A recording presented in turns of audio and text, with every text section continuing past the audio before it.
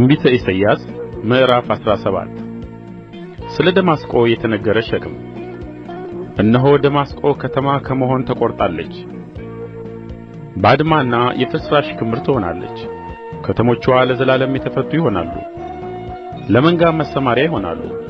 መንጎች በዚያ ያርፋሉ፣ የሚያስፈራቸውም የለም።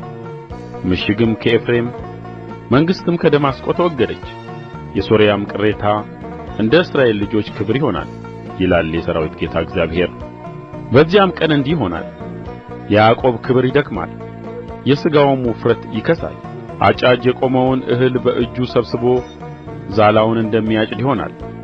በራፋይም ሸለቆ ቃርሚያ እንደሚለቀም እንዲሁ ይሆናል። ወይራ በተመታ ጊዜ 2 ወይም 3 ፍሬ በራሱ ላይ እንደሚቀር 4 ወይም 5 በዛፊቱ ጫፍ እንደሚገኝ በእርሱ ዘንድ ቃርሚያ ይቀራል ይላል የእስራኤል አምላክ እግዚአብሔር። በዚያ ቀን ሰው ወደ ፈጣሪው ይመለከታል፣ ዓይኖቹም ወደ እስራኤል ቅዱስ ያያሉ። እጁም የሠራችውን መሠዊያ አይመለከትም፣ ጣቶቹም ወደ አበጁአቸው ወደ ማምለኪያ ዐፀዶች ወይም ወደ ፀሐይ ምስሎች አያይም።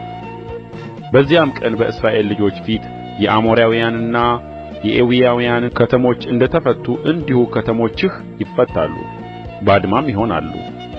የደኅንነትህን አምላክ ረስተሃል፣ የረድኤትህንም ጌታ አላሰብህም። ስለዚህ ያማረውን ተክል ተክለሃል፣ እንግዳንም ዘር ዘርተሃል።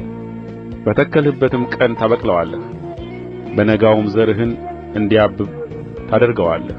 ነገር ግን በኀዘንና በትካዜ ቀን መከሩ ይሸሻል። እንደ ባሕር ሞገድ ድምፅ ለሚተምሙ ለወገኖች ብዛት እንደ ኃይለኛም ውኃ ጩኸት ለሚጮኹ አሕዛብ ወዮላቸው። አሕዛብ እንደ ብዙ ውኃ ጩኸት ይጮኻሉ፣ እርሱ ግን ይገሥጻቸዋል። እነርሱም እየሸሹ ይርቃሉ። በተራራም ላይ እንዳለ እብቅ በነፋስ ፊት ዐውሎ ነፋስ እንደሚያዞረው ትቢያ ይበተናሉ።